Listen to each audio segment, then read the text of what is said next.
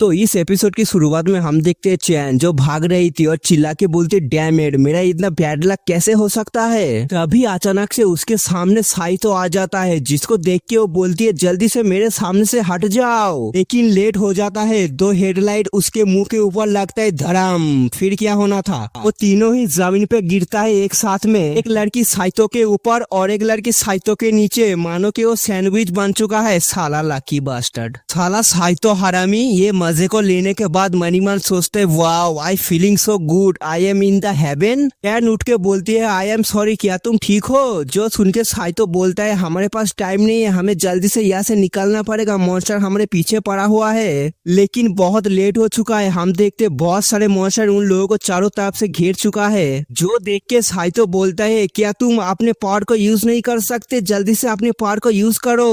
Can बोलती है of course मैं अपनी पावर को यूज कर सकता हूँ, लेकिन मेरा ब्रेसलेट कहाँ पर खो चुका है इस फॉरेस्ट के अंदर। अच्छा ऐसी बात है क्या? फिर वो डोंगफेंग को नीचे उतार के बोलता है उस ब्रेसलेट को इस फॉरेस्ट के अंदर ढूंढना बहुत हार्ड होने वाला है। मनीमन अपने मास्टर से पूछता है मास्टर क्या आप मेरी हेल्प कर सकते हो? साइतो वहां से जाते हुए चैन से बोलता है छोड़ो तुम इस लड़की का ध्यान रखना, मैं उन मॉन्स्टरों को हैंडल करता हूँ। भी अचानक से चैन बोलती ओ देखो उस मॉन्स्टर के सींगों के ऊपर मेरा ब्रेसलेट है। साइतो उस ब्रेसलेट को दिखाते हुए बोलता है क्या सच में यही तुम्हारा ब्रेसलेट है? फिर साइतो वहां से जाते हुए चैन से बोलता है ऑलराइट मैं तुम्हारे ऊपर ट्रस्ट करता हूँ, मैं 3 सेकेंड के अंदर उस ब्रेसलेट को लेके आ रहा हूँ, फिर अपनी पावर से उस मॉन्स्टर को मार देना। फिर हम देखते हैं साइतो जो फनी तरीके से उस मॉन्स्टर के साथ फाइट कर रहा है। फिर वो बोलता है 3। फिर उस ब्रेसलेट को चैन को देते हुए बोलती है ये लो जल्दी से पकड़ो, और बोलता है 2। भी वो मॉन्स्टर साइतो के ऊपर अटैक कर देता है और बोलते है 1, जल्दी से मेरे हेल्प करो नहीं तो मैं टैब बोल जाऊंगा।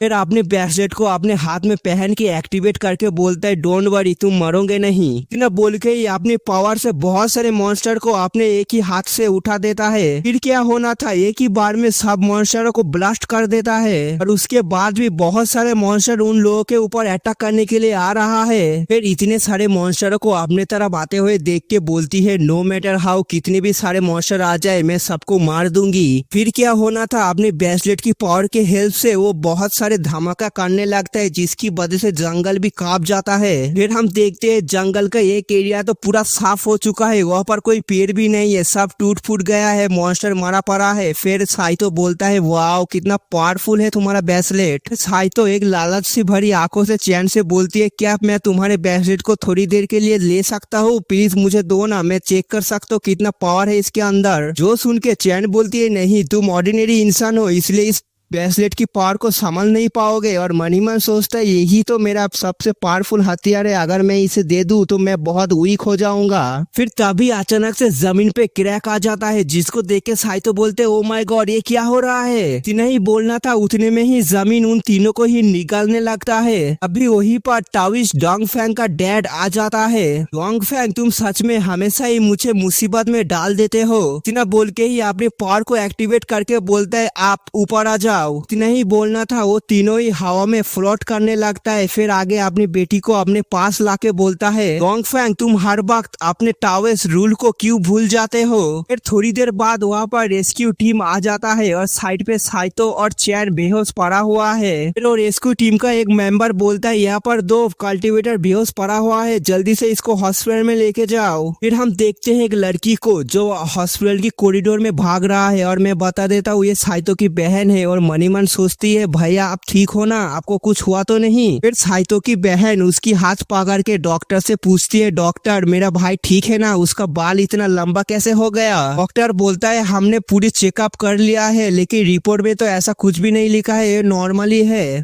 5 डेज रेस्ट करने के बाद ये आराम से ठीक हो जाएगा, फिर आप इसे घर ले जा सकते हो। और इतना बोल के ही डॉक्टर वहां से चला जाता है। फिर उसका बहन उसकी हाथ पकड़ते हुए बोलता है भैया ब्रदर आप ज्यादा चिंता मत कीजिए, मैं हॉस्पिटल का बिल जरूर भर दूंगा, आप सिर्फ रेस्ट कीजिए। और मन में रोते हुए सोचती है कम ऑन मुझे हार्डवर्क करना पड़ेगा, मुझे पैसों की जरूरत है। फिर थोड़ी देर बाद क्वीन मदर बाहर आके बोलती है बच्चे जल्दी से उठ जाओ, अभी कल्टीवेशन करने का टाइम हो चुका है। फिर साइतो उठ के बोलता है वो दोनों लड़की कैसे है, वो दोनों लड़की ठीक है ना। जो सुन के उसकी मास्टर बोलती है हाँ वो दोनों ठीक है, तुम चिंता मत करो। फिर अचानक से साइतो उठ के बोलता है मैं कितनी देर तक सो रहा था। जो सुन के उसकी मास्टर बोलता है हाफ डेज, आधा दिन तक सो रहे थे तुम। फिर साइतो चुपके से वहां से बाहर निकलते हुए बोलते है मुझे यहाँ से जल्दी से निकलना पड़ेगा, 5 दिन बहुत ज्यादा होता है, इतना पैसा नहीं है हमारे पास, मुझे जल्दी से यहाँ से जाना पड़ेगा। फिर साइतो आगे अपनी घर में आके अपनी बेड के ऊपर लेटते हुए मनी मन सोचता है चलो मैं हॉस्पिटल से बहुत जल्दी ही आ चुका हूँ, इसलिए ज्यादा बिल नहीं हुआ होगा। मेरा बहन पैसा कमाने के लिए गया होगा, रात से पहले नहीं आएगा घर पे। फिर क्वीन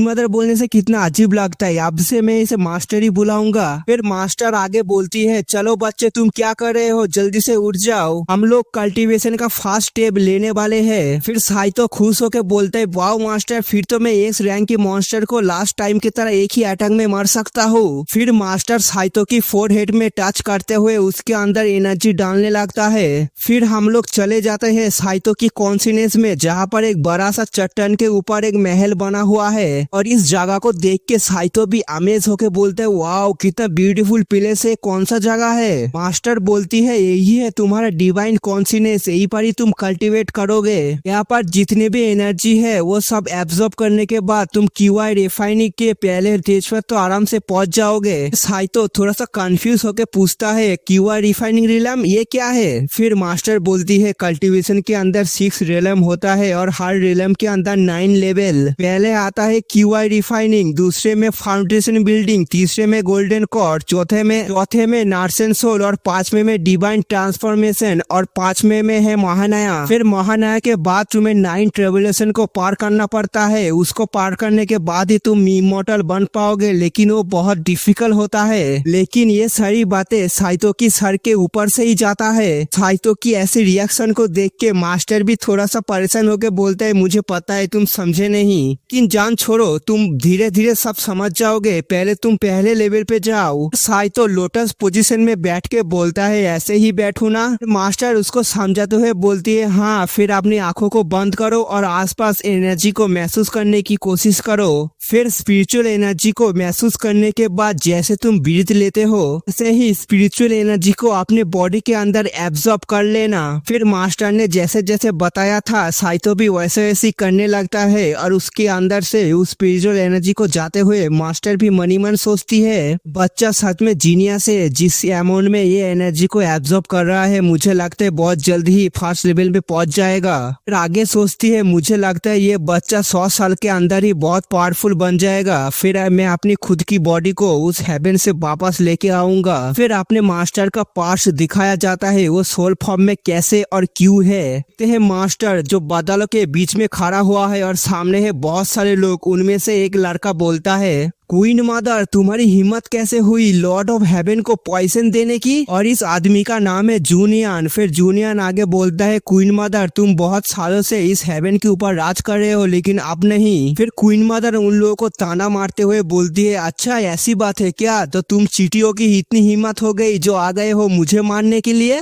जो सुन के जूनियन बहुत ज्यादा भड़क जाता है और गुस्से में क्वीन मदर के ऊपर अटैक कर देता है। तो अटैक क्वीन मदर के ऊपर लगने ही वाला था, लेकिन क्वीन मदर उतने में ही अपने सामने एक शील्ड को बना लेती है। फिर आगे बोलती है it's ridiculous, I am the Lord of heaven and I am justice. मैं भी तो देखूं किसकी इतनी हिम्मत हो गई जो मुझे मार सके। बोलने के बाद ही क्वीन मदर सिर्फ एक ही अटैक को करता है और इतने बड़े अटैक को करता है कि एक ही बार में सब लोग धूल बन जाते हैं। जूनियन को छोड़ के वो साला पहले ही भाग चुका है वहां से। जूनियन उस पावर से दूर जाके बोलता है मुझे पता है ये बहुत पावरफुल है, मैं ऐसे हैंडल नहीं कर पाऊंगा, लेकिन मेरे पास भी एक प्लान है। वो प्लान है क्वीन मदर के पीछे। उफ्स मैंने स्पॉइलर दे दिया, जान छोड़ो, थोड़ी देर बाद आप लोगों को भी पता चल जाएगा। हम देखते हैं उस प्लान को, मतलब उसका नाम है फेरी यूलियन। फिर यूलियन क्वीन मदर से चिपकते हुए बोलती है क्वीन मदर सच में तुम कितने पावरफुल हो, एक ही अटैक में कितने सारे लोगों को मार चुके हो। फिर आगे क्वीन मदर चाय पीते हुए यूलियन से मुस्कुरा के बोलती है थैंक यू यूलियन, लेकिन तुम भी मेरे जैसे पावरफुल बन सकते हो, अपनी ट्रेनिंग के ऊपर फोकस करो सिर्फ। फिर वो क्वीन मदर उस चाय को पी लेती है, लेकिन पीने के बाद ही उस गिलास को तोड़ के गुस्से में बोलती है इस वाइन का टेस्ट तो। फिर उसके बाद ही यूलान क्वीन मदर के ऊपर अपने फुल स्ट्रेंथ से अटैक कर देता है।